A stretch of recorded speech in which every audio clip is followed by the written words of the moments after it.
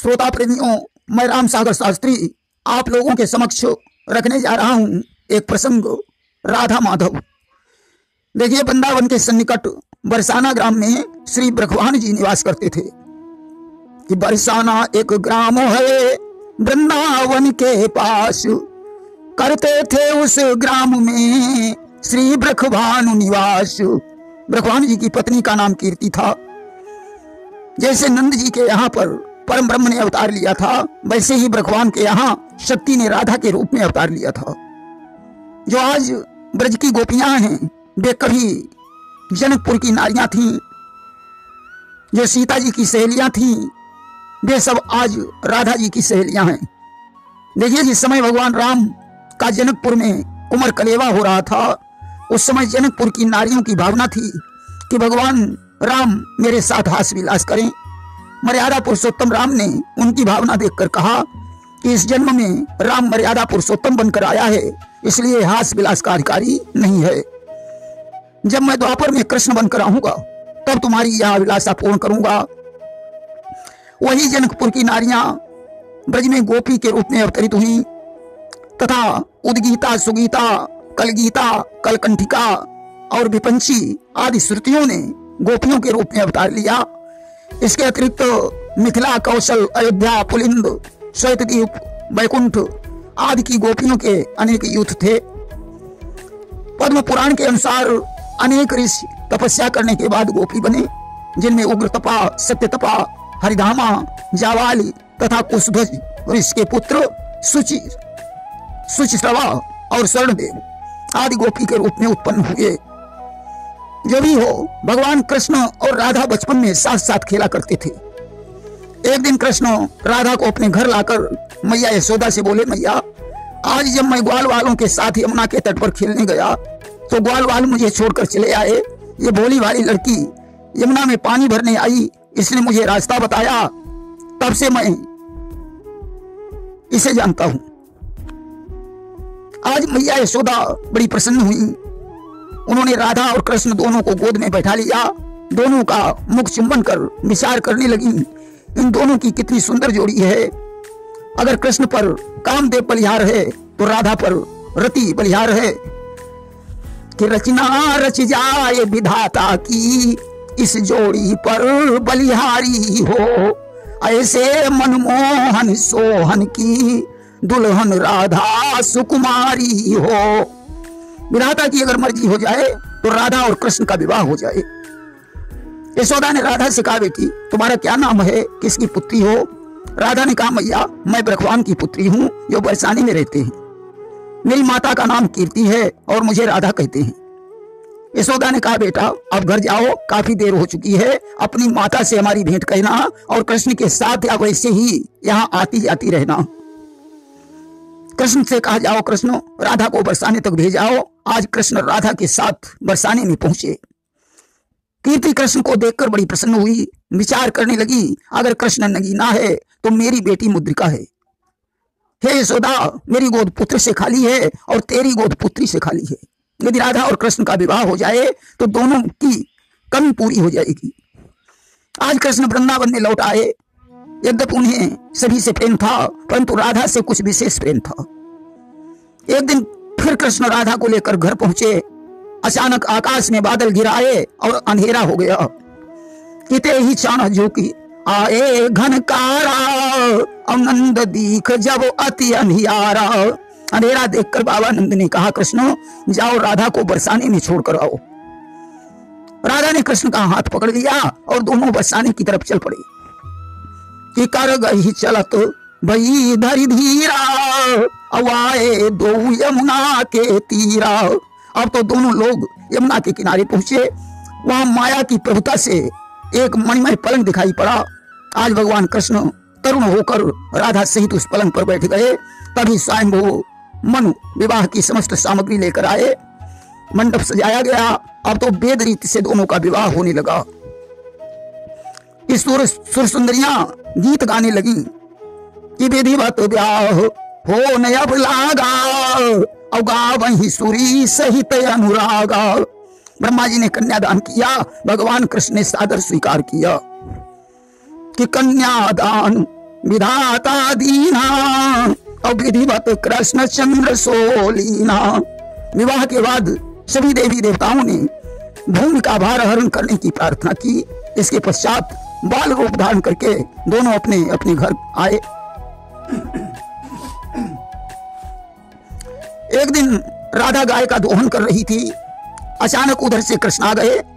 वे राधा को देखकर मुस्कुराए। भगवान कृष्ण की तिरछी नजरों की चोट से राधा बेहोश हो गई। अब तो बरसाने में हाहाकार मच गया। मैया कीर्ति विलाप करने लगी। तमाम वैद्य राधा की नाड़ी देखकर परेशानी का पता लगाने लगे, परंतु प्रेम का रोग नाड़ियों में कहां होता है। ललिता सब कुछ जानती थी। उसने कीर्ति से कहा, आप चिंता न करें, यशोदा के पुत्र कृष्ण पर बचपन से किसी देवी देवता की कृपा है, वह राधा को ठीक कर देगा। कीर्ति ने कहा, ललिता जल्दी से जाओ और कृष्ण को लेकर आओ। आज ललिता वृंदावन में पहुंची। उसने यशोदा से कहा कि ललिता बोली, कित गयो कान्हू, जल्दी से बतला दे मैया, कानों से सुनी न जाती है बरसाने की हा दैया। मैया तेरा कन्हैया कहाँ है? यशोदा ने कहा, क्यों ललिता, कन्हैया से क्या काम है? ललिता ने कहा, मैया बरसाने में राधा जी को किसी काले नाग ने डस लिया है।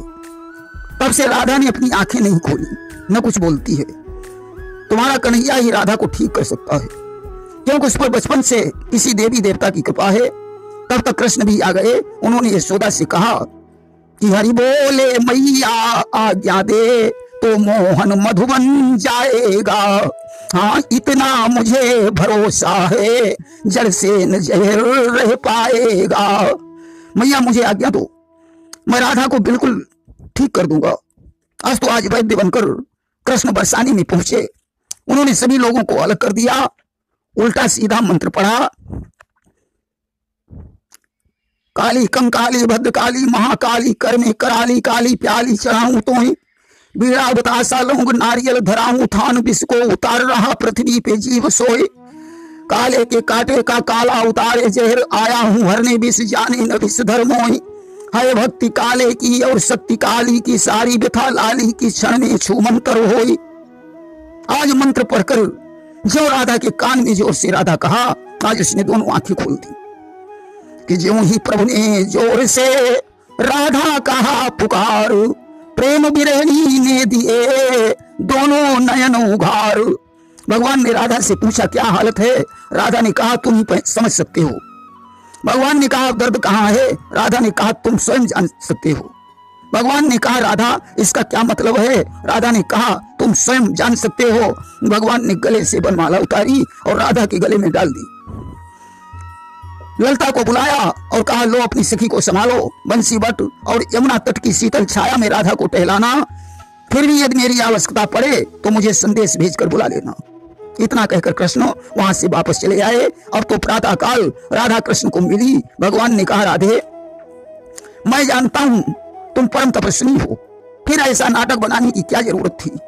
राधा ने कहा, प्रभु जब मैं आपको देखती हूं तो मेरे नेत्र प्रसन्न हो जाते हैं, परंतु तुम्हारे ओझल होते ही नेत्र दुखी हो जाते हैं। इसलिए मैंने विचार किया कि तुम्हारी मूर्ति को आंखों में भरकर मैं पलकों का ताला लगा दूं। भगवान ने वहीं पर राधा को वरदान दिया, जाओ आज से हमारी मोहनी मूर्ति तुम्हारे हृदय में हमेशा विराजमान रहेगी।